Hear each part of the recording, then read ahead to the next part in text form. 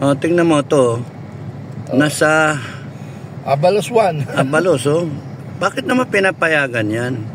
Kung ikaw wala kang pera, wala kang kalaban-laban, pero ito, bago pa mag-election, mag-campaign period, pinapayagan ng COMELEC. Ba't nagkaganyan? Supposed to be bawal eh. Takot lahat eh, wala na. Lahat takot nga, mas takot pa nga kay Duterte ngayon eh. Ano ito? Number 1, Abalos, Benar, para sa Senado. Palpak eh.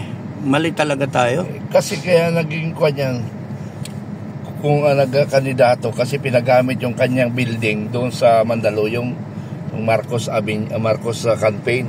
Isa ako doon sa pabalik-balik. Yun nga, tingnan mo, ano yung iba pa, no? Walang ganyan yung iba. Oh. Ganun talaga ang buhay ng Pilipinas. Kaya nga, hindi patas eh. Kaya dapat overhaul talaga ang gobyerno. Hindi patas. Wala, lahat alisin. Pakawalang yan ito. Ilagay yung matinong tao. Hindi tama eh. Kasi wala talaga.